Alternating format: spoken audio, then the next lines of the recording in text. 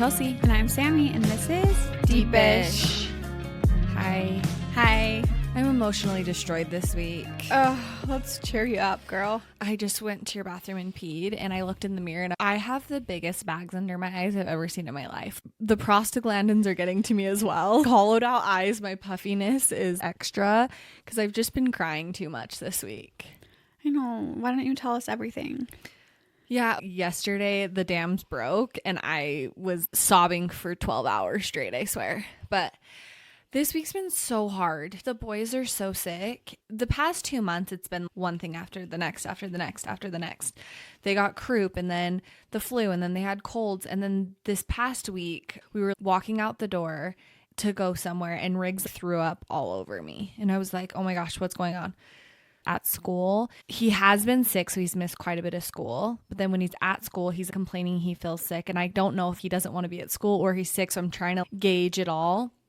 Anyways, he started throwing up, and so then he missed school on Monday, and then he went to school on Tuesday, but the rest of the week he was like, my stomach, and we took him to the doctor, and the doctor was like, he feels like he might be constipated, so I was like, oh, maybe that's what's going on, but he has no fever, and it wasn't the flu like last time because he had a fever, and it was just different symptoms. But then Rooney, on a separate note, he's been diarrheaing everywhere. And so it's between the two. I'm like, is it a stomach bug or is it something? But Rooney's not throwing up. Anyways, so throughout the week, he was complaining that his stomach hurt, but he wasn't throwing up at all. And then 2 nights ago, he went to bed and he was like, I'm feeling sick. But he had been saying that all week and he was acting fine. No fever or anything. And I'm like, you're fine. Like, go to sleep. You're good. Here's some juice. I'll rub your stomach for a little bit. And then he wakes up and he throws up everywhere. It was like, these are the nights where you're just like, this is motherhood. So in the next 2.5 hours, he threw up like 10 times. Oh my gosh. Literally like 10 times. And some of them, it was like a little bit. Some of it was a little bile. Some of it was in the bowl. One time it was all over me. It was so bad and scary. I've never seen anyone throw up this amount of times and this much. We were just changing his sheets. We gave him so many baths because he would just get it everywhere. It was so sad. So then at one point, I ended up just taking him to bed with me. He started around, it was like 9 p.m. And then around midnight, he was in bed with us and he was screaming in pain. He's like, my stomach. And I was like, something's wrong. Is it his appendix? I've never seen this. I told Brandon, I was like, you need to take him to the emergency room right now. So he gets ready, gets Riggs, and starts taking him to the emergency room because I was so scared. I'm like, something is going on. Then I call my mom. I feel so bad, but I called her at like 12:30 a.m. and I'm just like, Mom, I'm so sorry. Can you drive up so I can go to the hospital? Because I was like, what's going to happen? Is he going to get rushed into surgery? Is it appendix? Because Brandon had to get his appendix taken out and it was similar. So my mom comes up. I end up going to the hospital as well. And it was rough. So from 12:30 to 5 a.m. we were at the hospital. We get there and they're like, he's really dehydrated. So they're like, we need to get an IV in him to give him liquids. I am furious because it was a full-on shit show. And I've never wanted to punch someone in the face so bad. So they come in, the nurse, and she's like, we need to give him an IV. She's holding his arm. And then they get another nurse in to hold his other arm. So he's sitting on my lap. I'm laying down. He's laying on top of me. I'm holding his arm. Another nurse is holding his hand. And the nurse is trying to get the IV in. And they're just, granted, I get it. They probably don't give a lot of kids IVs. But that's why I'm like, I should have gone up to primaries. Because they give kids IVs and probably are more used to it. So they're trying to find a vein. And his arm is literally 2 inches in width. It's tiny. Yeah, and he's probably so dehydrated. So it's hard to find the vein. Yeah, so I get that. The girl, she sticks the IV in and she can't find the vein. So she's fishing it around his little arm and he is writhing in pain, crying. And IVs hurt to get in general. And so she sticks it out, pulls it out really fast and then tries to stick it in right away. And he's shaking and crying and screaming. And I was like, you bitch, stop. Yeah. And so then they regroup for a second and he's like, please stop hurting me, please, crying. And I'm like, I am traumatized. And then the other nurse, they switch and he's like, oh, I have a little more experience with IVs. I'll give it a go. And I almost was like, don't do it. I'm done. I don't want him to get an IV. So then he tries. Same thing. Can't find the vein. He pulls it out and he's like, I'm so sorry. And at this point, he's sobbing. I'm crying, but I had to shield my eyes, like hood my eyes, because I couldn't look them in the face or else I was going to rip their throats out. And I get that it's not their fault, but it's like, you just hurt my kids so bad for nothing. And I was shaking and Brandon was like, okay, yeah, it's fine. But they were trying to talk to me and I was like, get out, get out, get out, because I'm going to scream at you. I'm going to scream at you. So they end up leaving and that was the worst. So they gave him just a liquid Zofran and then we had to hydrate him. So he was getting better or whatever. They end up coming in like 10 minutes later with a ghetto ass teddy bear from, it has 2013 on the foot. And I'm like, okay, you just found this in Lost and Found or something. We wanted to give this to you because we felt so bad. And then the doctor comes in and he's like, oh yeah, that's why we always send our kids up to primaries. And I was just like, yeah, I will always take my kids to primaries now because this is the worst experience. And they kept on reiterating, like, they did the ultrasound.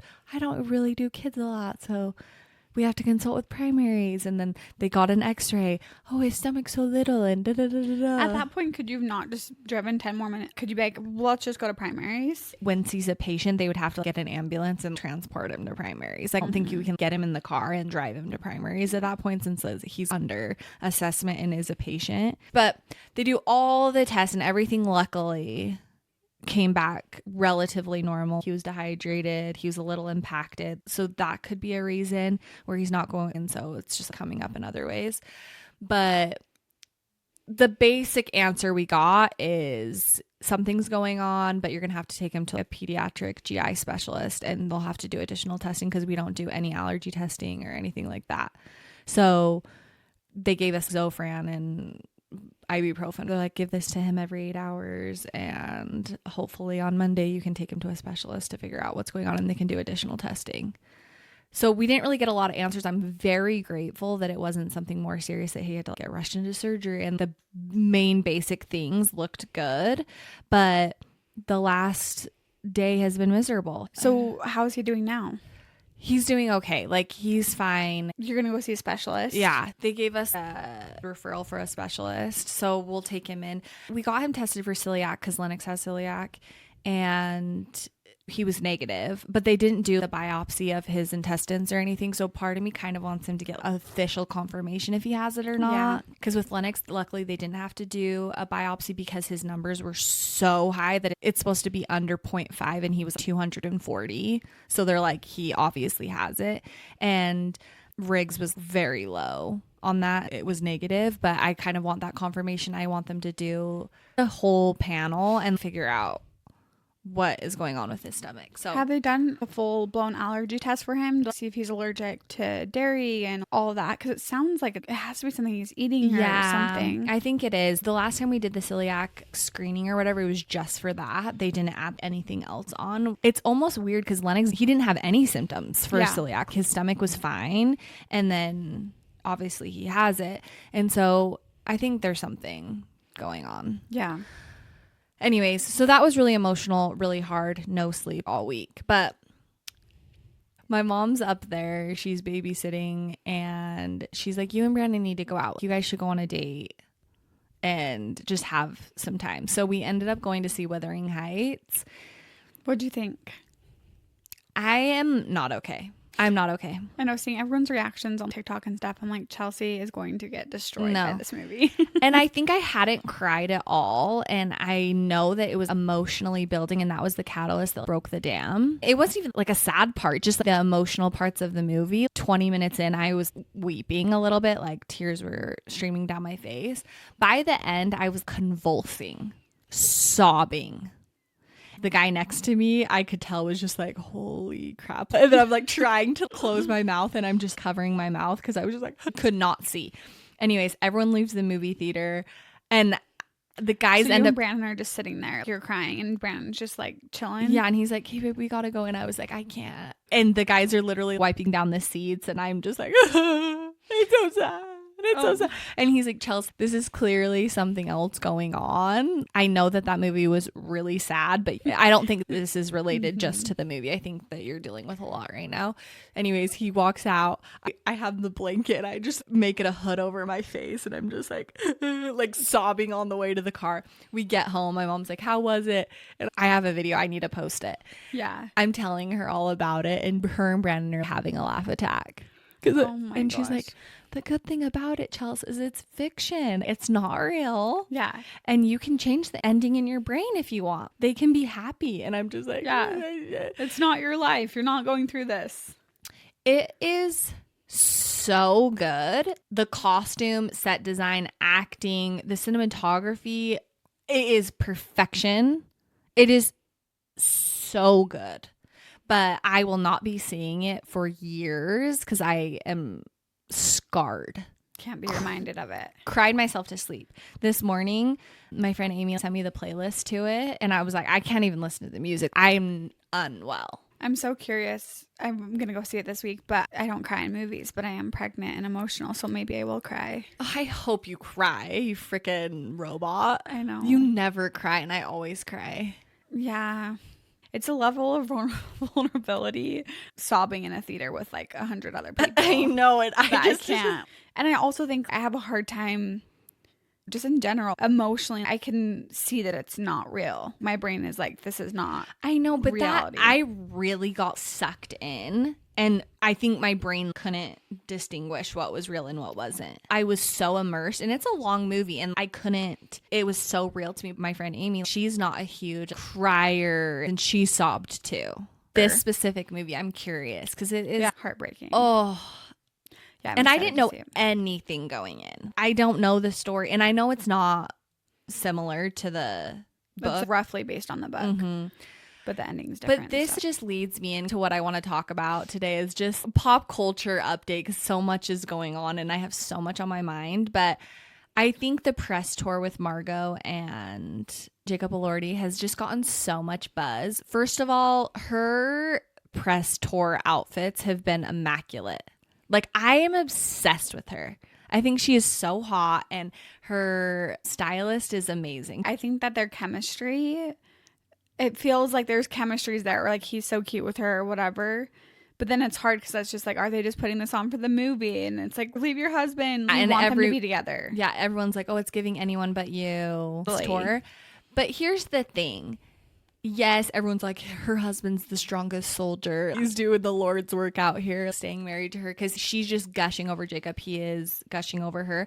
But it's almost in a way where I really admire that part of the job is to have this press tour and that you can tell that they have a really strong bond and respect for each other, and she can admire that he is a gentleman and he's so handsome and he's an amazing actor and she's a fan of his. And for me, I'm grateful that there's that type of dynamic because on screen it is so palpable and you believe it so deeply, and they gave that to me and they were able to tap into that. And of course they have a connection in real life. But I like that she's confident in her ability to be able to have that relationship with a co-star. I think a lot of people are like, that's so inappropriate. Be freaking, what's his name, Conrad Fisher in their press tours when he hates Belly in real life. They have no chemistry in real life, and she's trying to touch his arm and he's like, stay away, I have a girlfriend. That's more like a red flag where you can just be confident and we can have a connection, but that can still mean I have a good marriage and I love my husband. Yeah. And for some reason, Conrad was so cold to Belly in real life. I was just like, this is distracting to me. You and your girlfriend have set those boundaries and rules, and it's like ruining the show for me. Yeah. Because it's like, oh, this is so fake. You actually hate each other in real life. Yeah. But then the Anyone But You is pushing it too far, where I'm like, you guys are effing behind the scenes. I know it. And you broke off your engagement and you were trying to play into it. And I feel like Margot does it in such a balance where she is playing into it and she is feeding into it because she's like, I want the press tour, the costumes, this 50 premieres they're doing. They're trying to build up this movie. She's a producer. She obviously wants it to be successful. Yes. Yeah. But I think she's going to leave the project knowing I have my husband and my kid and this is real and I love Jacob. And I'm sure when you're acting and playing emotions and trying to get into character, obviously the butterflies and I'm kissing him and this and that, but it is their job, and that is the job of an actor as well, to be able to give us that work. But I love Margot, and I think she is such a girl's girl. Define what you mean by girl's girl. I'm very into this press tour apparently because I've been watching all the interviews, and when she's getting interviewed by people, what I've noticed that she does is people will ask her a question and she asks the interview back, which I haven't really seen, where they'll say like, oh, do you love romantasy books? And she'll be like, oh my gosh, yes, I'm obsessed. What about you? Do you like them? And then the interviewer's a little caught off guard, like, oh yes, I love it. And then it's more of a conversation. She's like, no, but did you see that? And she was talking about Rachel McAdams' audition tape for The Notebook, and that's what she still watches to this day to get prepared for an audition or to get into character, because she thought it was so amazing. She's like, have you seen it? And it was so good. And the kiss, the VMA kiss when they're running on stage. She's like, did you see it? She's like fangirling. Yeah, and she reads ACOTAR, and she's like, I'm so into it. I read him like 3 times. She loves Harry Potter. She loves getting with her girls, and she's like, oh, Jacob's so hot, and all my friends think he's so hot. And you can just tell she's a girl's girl. And wants to chat. Like, where she's just like other girls. Because a girl's girl is more like having a girl's back, or like. Yes, but that's what I'm saying. When she's talking to the interviewer and cares about others, I feel like she genuinely is like, no, but how do you feel? And I admire your opinion. And she just seems like she would have. Relatable and caring. Yeah, and respectful, and really be like, wait, let me fix your makeup. But not in the Cynthia Ariana vibes where they're so codependent and pawing at each other, but she's just like, no, like, okay, your lips look great, let's go, like, you look hot. You know, I agree with you. Okay. I'll take your word for it. Okay, well, I have a list of Hollywood girls, and I want you to tell me if you think they're a girl's girl or not a girl's girl. Okay. Taylor Swift. I think she's a girl's girl with complications, with a vindictive side. I think she's a girl's girl the most. Like, she's always dancing to everyone's thing and always cheering people on, but I don't know if that's an act.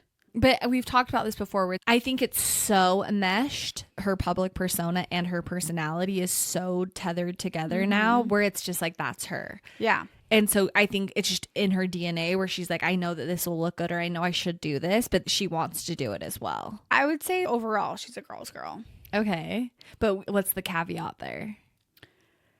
It's hard because she is so powerful and a lot of people have a lot of opinions on her. I feel like she does uplift smaller artists and really is supportive and is a girl's girl. But then it's like, oh, well, is she doing it to gain relevancy, or is she doing it as an actor, PR star? And so that clouds my judgment a little bit, where it's not just like she's an underdog girl's girl, low key, like Margot Robbie type vibe.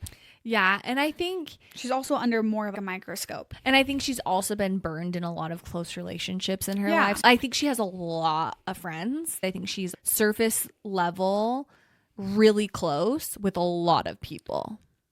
But I think that her inner circle, or her best friends, you see this with Blake and her. She gets screwed over so much where it's probably hard for her to truly give that side of being a girl's girl to deep connections and relationships. But in general, I feel like she's the type, if she's getting interviewed or sees one of her dancers have lipstick on her teeth, she's like, no, there's lipstick. Like, hey, you look so good. I feel like if she was on the same tour that Margot Robbie was, she would act similar. Or the way that she would talk about the audiobooks she listens to or things like that. I feel like she'd be, oh my gosh, she is very relatable in that sense. Yes. And I would classify her girl's girl, especially to most girls. But I think if you hurt her, she's gonna really have you on her list. Yeah, like a no, you scorned me, and now like, which most girls don't have a list. Exactly. So that's where it's confusing. Okay, Sydney Sweeney. No, she gives off, I'm not friends with girls. Yep, because they're too much drama. Yeah, too much drama, but then she's gonna flirt with your boyfriend. Yeah, and she would rather just hang with the boys and like fix up cars together. But hang out with boys, but secretly want them all to F her. Yeah, totally. Yeah, and she's not giving girls girl. No, not a girl's girl. Okay, Zendaya. That's hard. I feel like she gives similar vibes in the sense with Sydney Sweeney, where she doesn't want to hang out with a ton of girls, would rather hang out with the guys because she is chill, but it's in a genuine way where she's a tomboy and no drama. Yeah. And doesn't want the guys to F her, and she's genuinely like, no, I love when you play video games and there's no drama and we're not talking crap, because this is where I'm comfortable.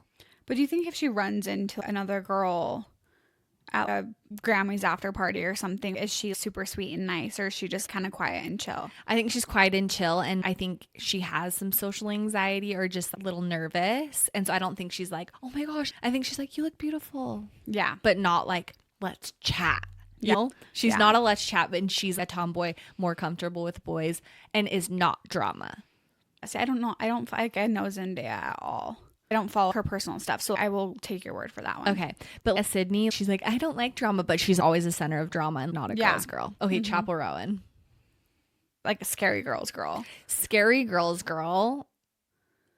For sure. I will literally slit your throat. But I don't think she's a girl's girl in the way Margot Robbie is. No, and it's like, do I want to be friends with? I don't think she gives a crap what the interview thinks or... And this might be weird, but a liberal girl's girl, where she's like, women's rights. I'm really advocating for women's bodies and all that stuff. But then if I saw her in a bathroom, I'd be scared and run away. She's not going to be like, oh my gosh, your lipstick's so cute. She's going to look me up and down and be like, no. And it seems like she wouldn't really respect any of the people interviewing her. I'd say not a girl's girl. Yeah, not a girl's girl. From everything I know about her. Yes, exactly. And you know what? I feel like is a good marker is if you're in a bathroom and you're putting your lipstick on or whatever, is that girl next to you going to be like, oh my gosh, I love that lipstick, or oh, you have a little bit right here, or kind of compliment you and have your back in some form. And I feel like Taylor would, Sydney wouldn't, Zendaya would, Chapel Rowan would not. I agree with those. Okay. Renee Rapp. I don't know. I feel like she'd be scary-ish and kind of be like, "Bet you have stuff all over your face." Yeah.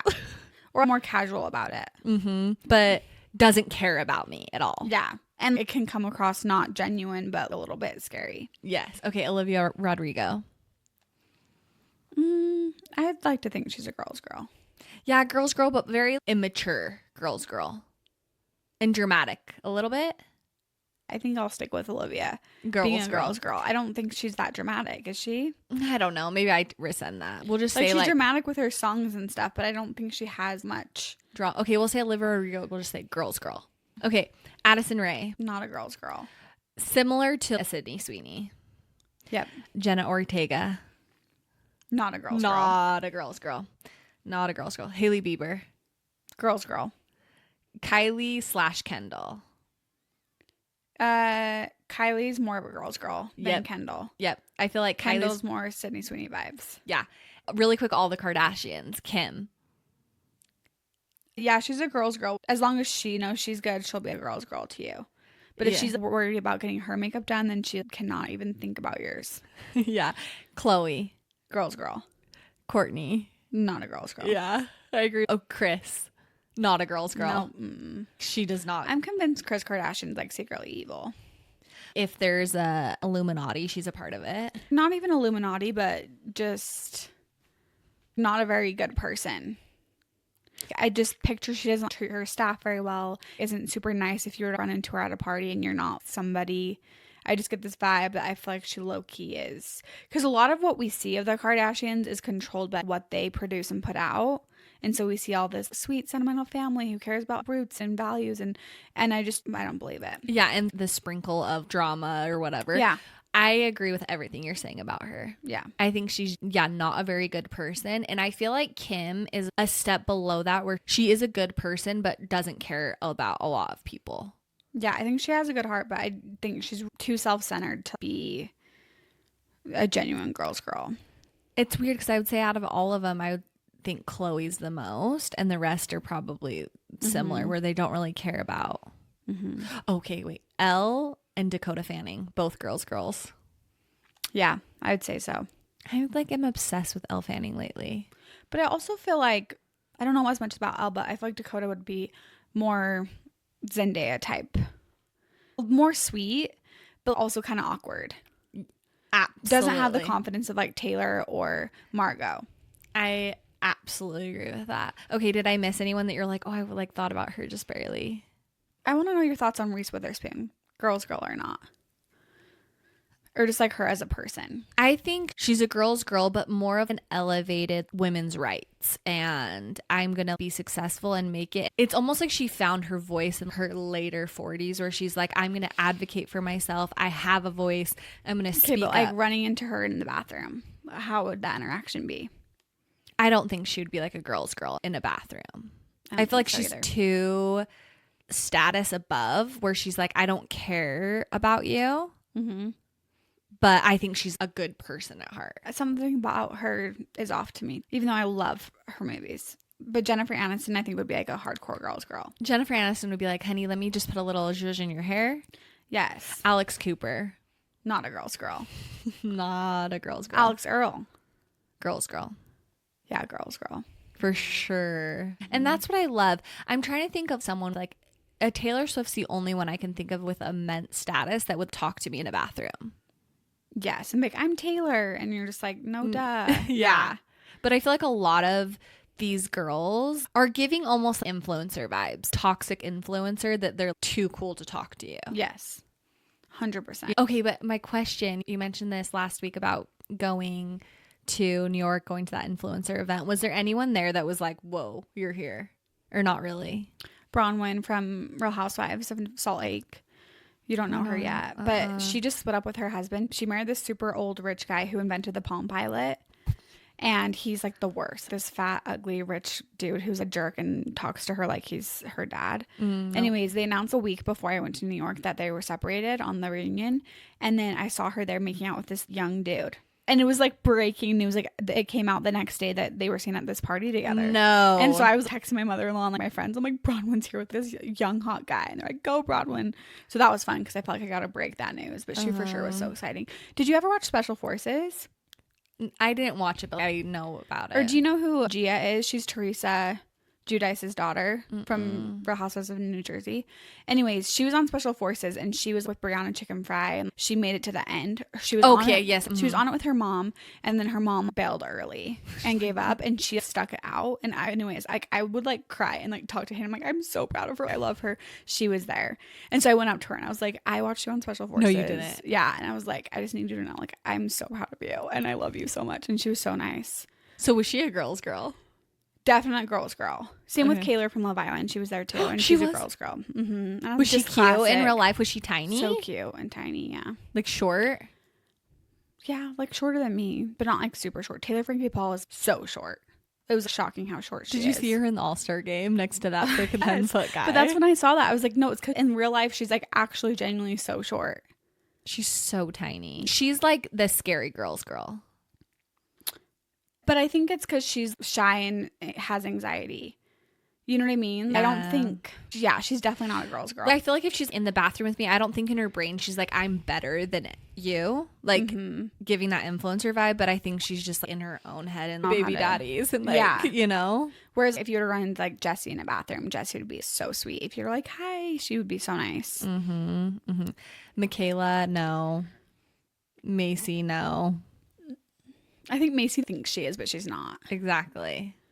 She's like a question mark to me. Yeah. Because maybe in real life. Wait, you saw Kaylor? Was she with anyone else from Love Island? Just her new boyfriend, but he's not from Love Island. Okay, speaking of Love Island, are you watching Traitors with Rob? Yes, I am. Did you watch the newest episode? Also, rewind.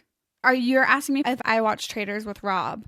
When we like two episodes ago, we had this whole 30-minute conversation about Traitors. Okay. I was telling you to watch Traitors. No. I meant like the newest episode. I know you're watching Traitors, but the newest episode. Okay, rewind because you started watching it. I'm so deep into it. I think I was like 7 episodes behind and I watched them all and I hated you. I texted you and I was like, I'm mad at you because now I have to wait weekly for this. And so tell us your initial thoughts. You started watching Traitors. I love it. And I loved the 3 traitors. I didn't like Candace. I was like, whatever about her. Lisa Rinna, obsessed with her. Yeah. And you didn't know her before this. No, I didn't. Yeah, her freaking filler is insane.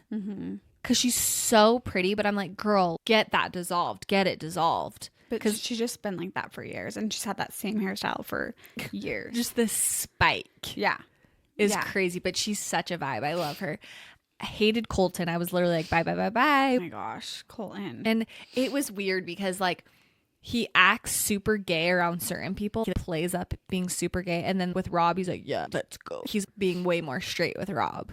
I've never wanted to freaking bitch slap someone more in my entire life than Colin. And especially like the first couple episodes, he's just like, yeah. And then he was like, also, I'm gay. And like, I'm gay. Like, I'm like, okay, we all know. And at The Bachelor, I was gay. Like, Yeah. it's just like, I've seen like these like compilation videos on TikTok of him saying how much he's gay. And it's just like, why are you trying to, I don't know. I just felt like gay this happen. was him trying, and maybe he was just trying to be more confident in this, him coming back into the public eye and being like, I'm going to be confident that I'm gay and married and have kids and whatever. But just be you and like chill out. he drives me crazy. He drives me insane. Yeah, he was really bugging me. And it was bugging me that him and Rob loved him. I know. I'm like, why do you love him so much? But I did love that he let Candace kill her off. Rob is playing a really smart game, but I'm curious if it's about to crack. I know. I'm so curious. But I also didn't know who Tara and Johnny were at all. That they were ice skating partners. No, they weren't partners. Oh, they're not? No. They just both are ice skate? Yeah, so she's a famous ice skater. She won the Olympics when she was 15 or something. She was skated from age 15 to 18, and then she broke her leg or tore something, and so she had to retire super early. But she was like really prodigy ice skater, like amazing. She skated singles, and Johnny skated singles men's. And he got, I think, bronze or silver in the Olympics. He was really good. But He looks like a figure skater. totally. They've been commentating figure skating for the last 11 years. So they're best friends in real life, best friends. And so I didn't know anything about them, but obviously we figured that out in Traitors. And they commentated the Olympics together. And so they did all the figure skating. And I was like, oh my gosh, this is classic. And he wore a brooch in one of the things. And everyone's like, he's doing a murder in plain sight. He's doing a murder in plain sight. And I love them. And so now I'm watching all their videos. They have an Instagram and TikTok together. Oh, really? And he helped her through IVF. And she was like, I wanted to give up because I think she had a few failed transfers and also she ended up getting a surrogate. But Johnny was the one that was like, you are not giving up. You're doing this one more time and you're getting through it. And so she attributes having her baby to him pushing her to do, like, they're so close and I love them. I know. What do you think about their strategy of they're so going stupid. in saying that they weren't best friends and then them being like, we're not going to tell people, and then now they're like, we're best friends? I think that their strategy, acting like they weren't close, was really smart. But they should have just kept it that way. Yeah, because then they didn't have targets on their backs and they made it so far. So even if they get off soon, I'm proud of them for making it this far. And I kind of want them to be like a 1-2 hit where one of them gets banished and then the other one get killed. I don't want just one of them. Them to survive without the other. What is your prediction for how the season's going to play out? Because do you know what happens? I don't know. Show goes? No, how does it end? That's what I'm curious about. So either the traitors or the faithfuls will win. So it will get to the end. Usually it'll be like 3 or 4 of them at the final fire pit. And then they do a couple of things where it's like, do you trust the person to your left? They'll like vote people out if they don't trust them. And then you end up with people that you trust. And if you're with a traitor, the traitor will take all the money or the faithfuls will take all the money. Oh, yeah. See, I'm very curious to see how that's going to end. And I don't know. Do you think Rob's going to be successful and win as a traitor? Or do you think the faithfuls are going to get on to him and win as faithfuls? I feel like he's going to make it at least to the end fire pit situation. I know, but do you think that he's going to win or do you think faithfuls are going to win? Right now, I think he is going to win. Mm-hmm. Do you think he's going to screw over, what's his name? The Asian dude? Yeah, what is his name? Do you think he's going to screw him over? I think he's not going to purposefully do what he did to Lisa and Candace, but if his name's up, I don't think he's going to defend him at all. Yeah, he's going to let him burn and not. Yeah, but I don't think he's going to be like pss, pss, pss, pss, pss, and be at the round table. Actually, he is kind of sketchy. I don't think he's going to do that. If this guy gets off, then he'll have to recruit someone else. Who do you think who would recruit? Do there have to be 2 traitors? Up to a certain point, I think. Yeah. Okay. Oh, I wish I would have watched last season because I don't know how it goes. If he had to recruit someone, I think it's going to be Moira. Interesting. Towards the end. He is very smart. And even the main host on Traitors, he was on Andy Cohen. And Andy Cohen asked him, who do you think is your smartest traitor you've ever seen in all of the seasons? And he was like, Rob, for sure, has been the smartest. I love that. And then what did he call him? He was like, oh yeah, who? My future ex-boyfriend? Him. Yeah. He even has a crush on him. They're all obsessed with the him. host. Yeah. They're all obsessed with Did Rob. you see that one part where he walks into the turret or whatever and he's like, sup? Yeah. And like, it's like, Rob, read the room. This isn't it. I know. And he just looks at him like, Just stays as himself. But I think it is a lot of pretty privilege as well. Because it is. If they didn't all have crushes on him, then he wouldn't make it as far. They wouldn't trust him as much. But here's my thing is if I was on Traitors, I would know going in how famous Rob was and that they would most likely, I would try and think of that. This random comedian or like Rob from Love Island or Lisa Rinna, these iconic people, I would be like, they're for sure a traitor. Same thing with Mama Chelsey.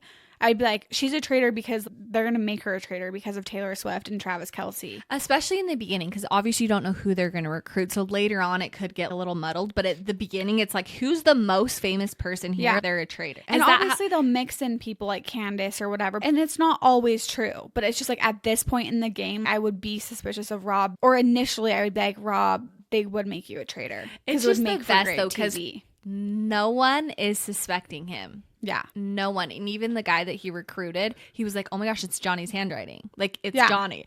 And they're very confirmation bias.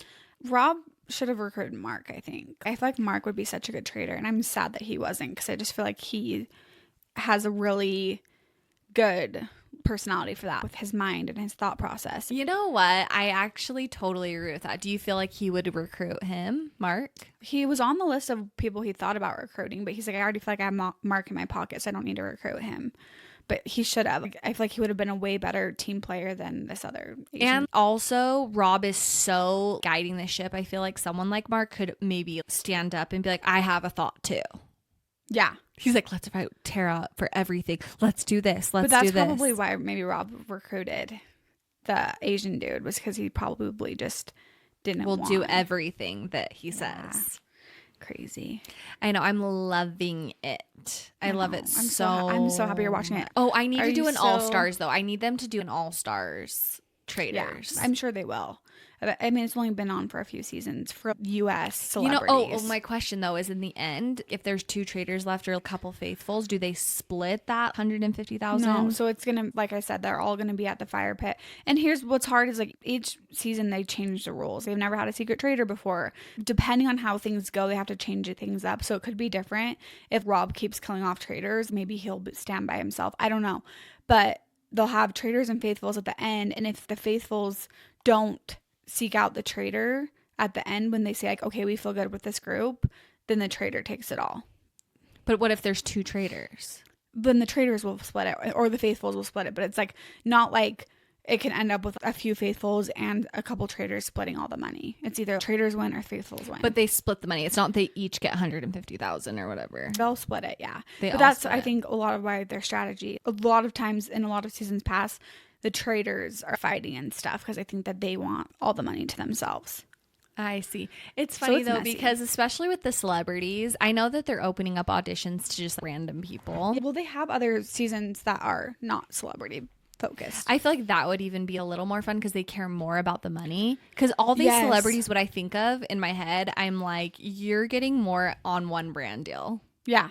Than this whole thing. Totally. And I just think it makes them more relevant. It gives them more than just the money they make. And then they also get paid to be on the show. So it's just different. Yeah. I would say 90% of those people there do not care about the money. Yeah. It's just the game and having fun and getting their name out there. But some of the random people they had on at the beginning, that's like, who's this random person?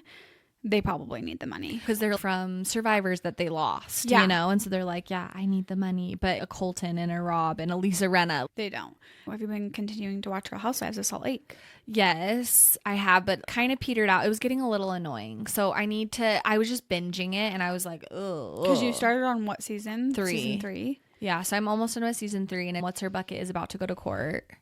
Jen Shaw's about to go to court. And the younger girl that's married to the older guy who's cousins with the one girl. Whitney. She's drunk every episode. I swear. And I'm just like, Whitney, get your stuff together. And her and Heather's fight is so stupid. I'm like, this is the biggest. I remember what you're talking about because it was so long ago. But I feel like they fight on and off. Are they good right now? Yeah, they're good right now. Okay, I just want them to be good. Because their fight was literally over Whitney saying, oh, Heather knew about the drama between Meredith and she said that the other girls to get blowies for jazz tickets. Do you remember that? Yeah. And then Heather's like, no, I never said anything. And Whitney's like, you're lying. I feel like they have deep-rooted things. But it's feeling a lot more staged than Secret Lives. I'm like, these fights and these things seem very forced to me. Have you ever watched Real Housewives before? Like, you watched Beverly Hills or OC? I watched the first season of Real Housewives Salt Lake when it came out, but I don't remember anything. I think I got halfway through and I was like, this is boring. Because Real Housewives kind of has this formula that you just get used to, and it doesn't feel... And like probably desensitized. Desensitized, and it becomes a comfort show because you know that these fights pop up, and then they get to the dinners and you're like, yeah, bring it up, girl. Fight for your spot on the show. It's a different formula that probably feels more fabricated than Secret Lives. Yeah, because Secret Lives, the drama feels very organic and makes sense, and why they'd be really mad and like, oh wait, no, Demi really does suck. And the Marciano stuff was way played out, but even that, it's like, this is more but real. Also maybe it just feels more real because that's our same age group, you know? Totally. And like tax bracket. I mean, they're obviously richer than us, total but tax bracket, because I think it's like, yeah, the blowjobs for jazz tickets, maybe that's something that rich Draper moms are dealing with, but we're not. Totally. So I like it, but then other stuff was popping up and I was just like, hey, I'm gonna watch and this I was other gonna stuff. text you and I was like, no, I need to ask her on the podcast, like, is she still watching? But I am liking it, but it's getting a little like, keep pushing through, because it just gets better and better, and then you'll be caught up, and then you'll be able to watch next season with like the cast is perfect. Okay, yes, I'll catch up to watch this next season. Yeah. I have a question. Do you think Chase and Chelsey are gonna get back together again? They broke up. Yeah. Or there were signs again. They broke up. Did they confirm? Yes, but they did confirm. But did post? you see the Chelsey and Madeline post that Instagram picture together? No. Okay, I'm gonna tell you all this. Okay, so New Year's Day, Chase and Chelsey both post, we're back together. We love, sucker for love. So they're back together on New Year's. And then it's the Grammys, and Chelsey goes to the Grammys and she's interviewed. And someone asks her, oh, we love that you and Chase are trying things out. And she's like, I just can't help it. I love him and we've been dating for a long time. We have so much history and I just love him so much. He's the greatest person I know, blah, blah, blah. Gushing about him, okay? Later that night of the Grammys, I guess Madeline Klein was at the after parties, or maybe she was at the Grammys, but they take a picture together and Madeline posted it and it was like a selfie or like Getty image? No, selfie together with their hair all crazy. They were talking and their faces are covered or whatever, and it's tagged Kelsey Ballerina. That's the only thing in this post. Okay. Yeah. So it's like clearly they're talking girl talk, because they're even Kelsey's hair is different. It's like in a messy bun, like they were hanging out after. And that night, Madeline unfollows Chase on Instagram. So do you think in that conversation things were discovered, some overlap? Yeah, they definitely compared notes. So then Madeline unfollows Chase, and then 2 days later, it's announced Chase and Chelsey are officially done. Who announces? I think her PR. Through TMZ or whatever. Yeah, her publicist or whatever it is. But Chase or Chelsey haven't spoken out about it. They haven't posted something on Instagram. We're officially split or anything, but it's like, oh, it's done. The next day. Oh my gosh. So obviously. I hope they don't, honestly. Just move on. I'm like, we're tired. Yeah. We're all tired and this is enough. But it's totally like Kelsey and Madeline were comparing everything. Yeah. And Madeline realized, oh, he's a sketch. When you guys were broken up or when we were filming, like he was flirting with me, or when this was happening, he was talking to me and this is the text he gave to me. And then she was pissed. I think that has been a big root of their issues, is this relationship, and now done. But they're so dramatic. So I'm waiting for the post from Chase being like, I tried my best. Chase will for sure post something. I hope Kelsey doesn't. Or he'll just start posting like heartbreak, like quotes. Like, yeah, something like that. Exactly. But Kelsey, I'm just like, it's time, honey. Yeah. She's divorced. She's got a thriving career. She should not be dealing with this drama. It's so silly. If I had to guess, they're going to get back together. But I think they'll be more private this time. And then in 6 months, we'll see them out at dinner together or whatever. I just need them to be good for the press tour, Madeline and Chase. because this is the last Outer Banks, and I'm just When scared. does it come out? I think probably next fall, I'm guessing. End of summer, fall. This year, because they're done filming and stuff. I fell off from Outer Banks hard. Did you watch last season? No. JJ dying? No, I didn't watch. Thank you for that. Well, have you not seen that? Not really. But like, Sorry, the season spoiler. before that, I think I watched like a few episodes and I was like, this is so dumb. And then I tried again and I was like, this is so dumb. And then I couldn't get into it. I think they should have just ended third season, because third season they get all the gold, they have all the money, Yeah. it ends good, everyone's together, everyone's alive, like it's all good, and it ended perfect. Yeah. And then they tried for the fourth season and it was just more drama. They lost all their money and this and that, and it's just like, Also, isn't JJ in Reminders of Him? yeah, coming for like out? 10 minutes, I think. Because he's the boyfriend that dies. Oh, I cannot wait to see that. That was my favorite Colleen Hoover book. Really? Yeah, Let's love reread it Reminders of together. Him. Let's go see it together. I'm good. Let's go see it together. I'm good. But I'm good on the reread. I've realized, did you ever see Regretting You? Yeah. Did you like it? Yeah, it was cute. It wasn't like crazy amazing, but I was like, oh, it was cute. I watched it on the plane to New York and it was really cute, but I remember reading it and I went to go reread it when I saw the trailer because I was like, I remember this vaguely, but I don't remember what ends up happening. And then I'm like, no, it's kind of nice. I did enjoy the book and now I can watch the movie with a fresh pair of eyes and not so close together. Yeah, okay, you know So what? it's kind of nice to not do the reread.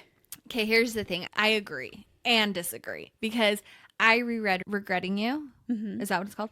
I read Regretting You right before watching the movie. And it was very similar, but even just the little things I was clocking, it was distracting me. I was like, oh, that's different in the book. And Yes. like, I feel like it's better in the book this way and the characters are less hateable. Or, oh, that made no sense. So you're just like, That's how it was with The Housemaid, like how it ended differently. And I was like, what the heck? Like, no, this happens. Why did they not do that? Whereas if there's some time in between, you can see them for different pieces of art. I will say, though, with Housemaid, I did reread right before it. I'm so glad I did, because I didn't remember anything and I loved the book, but it made me appreciate the movie more. But I kept on leaning over to Brandon, like, this is the book, this isn't in the book, but I enjoyed that one. So sometimes I really enjoy it, but with Regretting You, I was like, I wish I wouldn't have reread, because I could have just enjoyed the movie for what it was and not be so picky. But even The Ends With Us, I tried to reread it. I couldn't really get into it. And then rewatching it, I'm like, oh yeah, I remember all of this. It comes back, but it almost cheapens the story because I'm like, yeah. He's abusive and blah, blah, blah. Yeah, I think like maybe that. it depends on the book. And Housemaid was so well done. So I feel like that also helps where the adaptation's really good. Did Hunger Games come out? The Hunger Games that you've been so excited for, the Sunrise at the Reaping or whatever? I can't believe you're asking me that. No, it's not out, and I'm mad at you that you wouldn't know No, that. I swear there was There's a trailer. Stuff. No, but I thought that there was one that was out. Like right now. No. Maybe it's just a different Hunger Games. There's no Hunger Games out right now. I need to look and see what it was. Because I saw it at Thanksgiving Point and I was like, oh my gosh, did Chelsey go see this? No, it's just the trailer, and it doesn't come out till next year. Oh, I would tell you. I'd be shoving it down your throat. Oh, yeah, that's why I was so surprised, where I was like, why is she not saying? That's a good point. Reading all the books, but then having the buffer in between.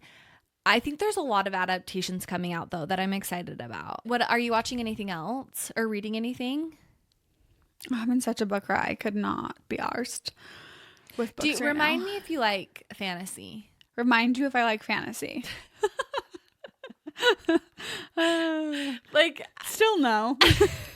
I can do it if I really put my heart and soul into it, but I just like, who has the freaking time? I'm glad that we're on the same wavelength. You know, I'm not a huge, obviously Harry Potter's my favorite, blah, blah, blah, but I can't do fairies and whatever.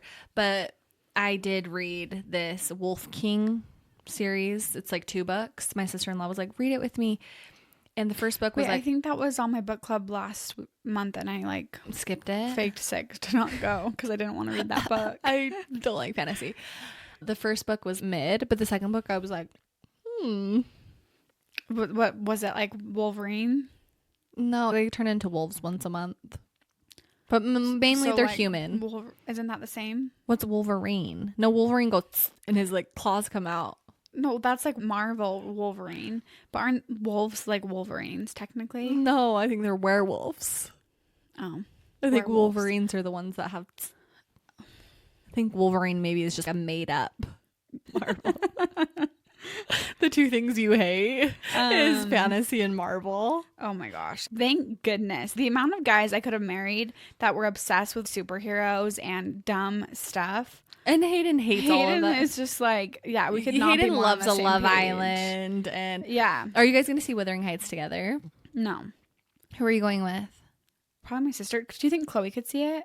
Yeah, it's Is it not scandalous. No, that's another no. I thought it was going to be way raunchy. It's not raunchy at all, which is really like there's no nudity. There's like no really swearing. Like all their sex scenes, they're fully clothed. I was really surprised. Sorry, side note. Wolverines are a real animal. Werewolves are not. Werewolves are a mythical creature. And Wolverines are a real animal, member of the Weasel family. Yeah. I know that. Because on the show alone, my Survivor shows I love, one season he killed a Wolverine. Yeah. And ate it, I think. As you just read that to me. Chad's like, LOL, Wolverines are not wolves. A real animal. A wolf is a canine, part of a dog family. Anyways, this is so stupid. But I'm like, I swear Wolverines are the ones that like howl at the moon. And I think those are just wolves. But Jacob from Twilight turns into a werewolf, right? No, I think isn't he just a wolf? Or is it a werewolf? I swear it's a werewolf. And he's a big werewolf. But werewolves are not real. Yeah. And so it's just a wolf. So maybe a big wolf. a werewolf is just a wolf in fantasy. Did you think a werewolf was real? Werewolves are real. Or no. Wolverines are real. But no, I just thought it was like a wolf. The whole stereotype around a wolf is like, how, they turn into wolves. Yeah. Like vampires and werewolves. But wolf and werewolf feel similar. But yeah, I think wolf and werewolves are similar, but it's just like a human turns into a werewolf and it's like a big wolf. Like a fantasy. Yes. Wolf. Wolf is the weirdest word. But yeah, I don't do the books like that. I just can't. I know, but I did get into it and I was like, interesting. But I bought Say You Swear for Chloe and she's been reading it. And she's like, I just want her to love Chase. And I'm like, no, just keep reading. That's what I need to reread because I was like, oh, this is so cheesy. But then I ended up liking it. Because that's one thing that's confusing to me is you love cheese. It's not cheesy, though. If you actually read it, if you listen to it, it probably sounds cheesy. But I read it and it wasn't cheesy. No, you need to go back. I think your cheese level is definitely broken. It's not. Because then you'll recommend these shows to me that I'm like, Motorheads, no thanks. Like, and you're like... The cheese. Tell Me Lies or Party of Liars or whatever it's called. We Were Liars. That was that was definitely cheese. Okay, good. I'm glad you like. But I'm glad I pushed through because of the ending. Also, Tell Me Lies. This last episode, I felt sick. It's getting so dark. I'm like, I hate Steven. Mm-hmm. I hate him. But Steven didn't really do anything in this episode.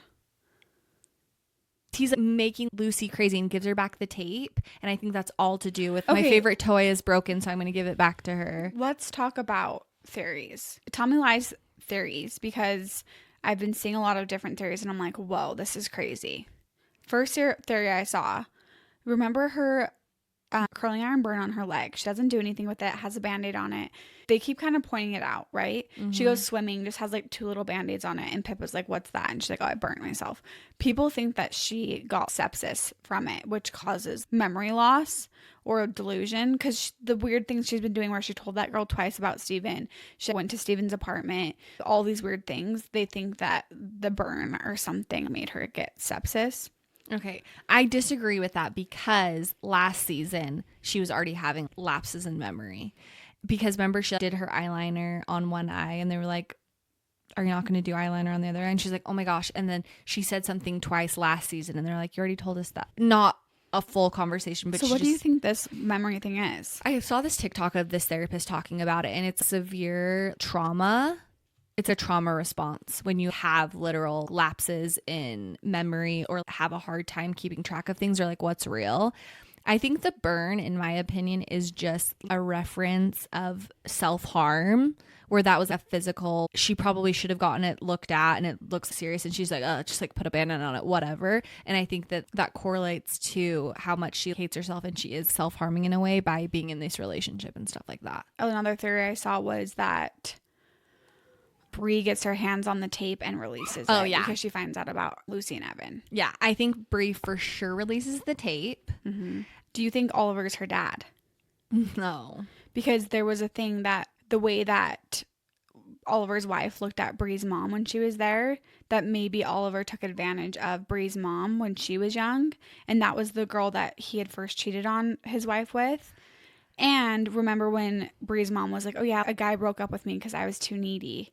All those signs kind of point together. You know what? So I don't know if it's her dad necessarily, but I feel like for sure her mom was connected to Oliver at some point. Maybe that was who abused the mom Yeah. or took advantage, but not pregnant. Yeah. Honestly, yes. Could be. But I hope it's not her dad because that'd be so effed up. Yeah. But it's Tommy Lies.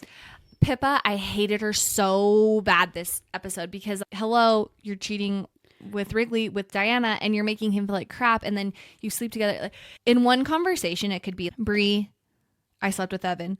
That's fine because I love Wrigley. Pippa being like, that's fine because I love Diana. Yeah, she should have handled that way better based on everything she's freaking done to him. Yeah. I think Bree for sure releases the tape, and that's why she said to Lucy, like, no, I'm worse. I promise you. I think she regrets it. I don't know why she's marrying Evan, and the correlation to Wrigley leaving his phone on the table for Steven to see. Remember a few episodes ago, and then Steven sees that he's been talking to Bree. I think Wrigley's smarter than that, so I'm like, I think there's something going on to get Steven into a situation. Oh, I also saw that they think that Diana becomes a lawyer, and they all gang up on Steven and get evidence of him being the person who was driving the car in the first season and get him effed over. I hope so. I hope it just ends with Steven gets screwed over. I just feel like there's way too many gaps still with one episode left. There's only one episode left? Yeah. Oh, no. Also, just to end on this, I need you to watch The Pit. Okay. It has no real romance or no whatever, but it is so good. Remember how you're like, oh, with Tell Me Lies, I like, sit down, don't have my phone. That's how I'm with The Pit. I'm like, I'm not touching my phone. I am watching this. I will get into it. I will listen and I will do. Go and do what the Lord commands. Yes. AKA you with TV. I know. Okay, this was fun. I feel like this was needed to just kind of like catch up on everything. Okay. Hope you have an amazing week. We'll talk to you next week. Love you. Bye. Love you. Bye.